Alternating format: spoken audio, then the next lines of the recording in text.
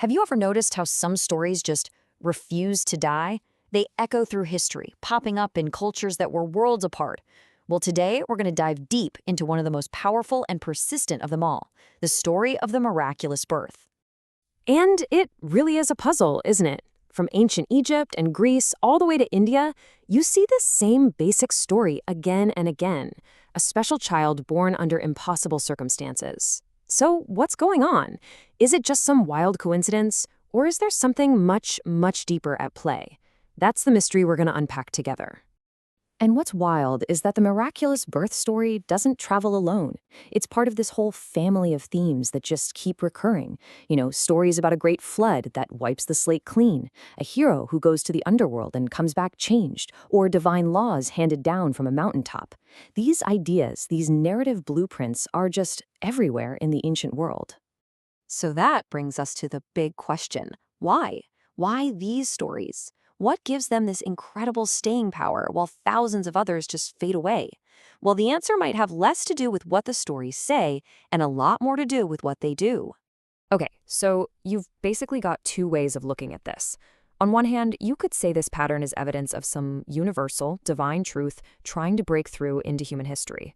But there's another theory, a much more practical one. These stories survive for the simple reason that they're incredibly useful to the societies that tell them.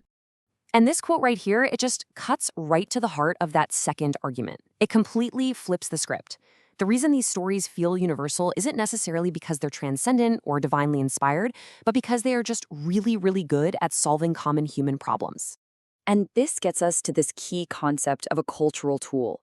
Think about it. A story isn't just entertainment. It's a piece of social technology. It does a job. It can legitimize a king, stabilize a society, give people a sense of meaning, you name it. And if a story does its job really well, you better believe it's going to get passed down. All right, so let's apply this idea.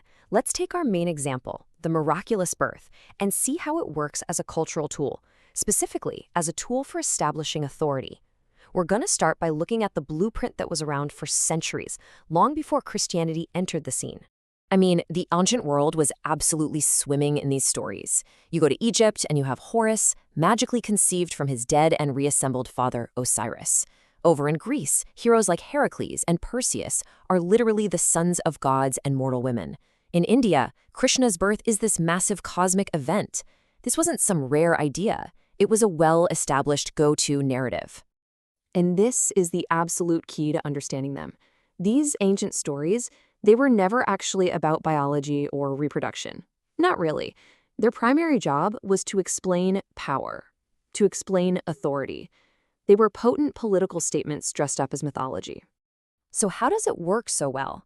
Well, first off, it immediately sends a message. This person is not like the rest of us. They're from outside the system. Right from birth, before they've even done a single thing, their legitimacy is established.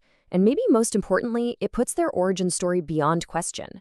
How can you scrutinize it? How can you investigate it? You can't. It's a miracle. End of argument. Okay, so with that blueprint firmly in place for hundreds of years, we get to this fascinating moment in history.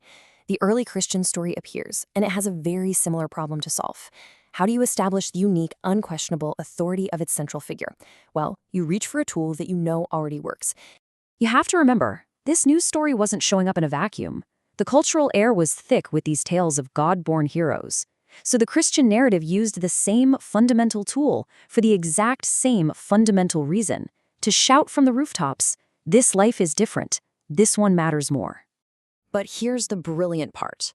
The real innovation wasn't the miraculous birth itself. That part was old news. The true game changer was how they reframed it.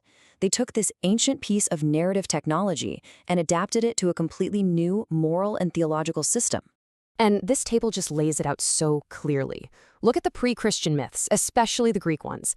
Divine parentage is often a very physical, very sexual union between a god and a human. The whole point is about power, strength, lineage.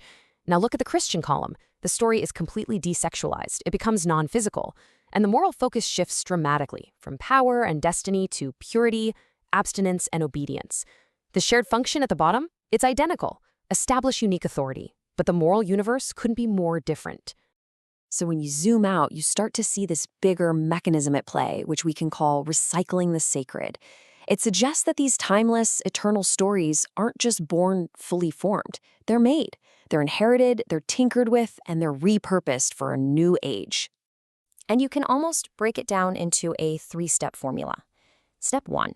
You inherit an ancient story that you know works, a motif that has proven its usefulness, like the miraculous birth. Step 2. You reshape it. You tweak it to fit your new moral or religious ideas. And then step 3, the crucial one, you reassert this new, modified version as if it's the original, timeless, unchanged truth.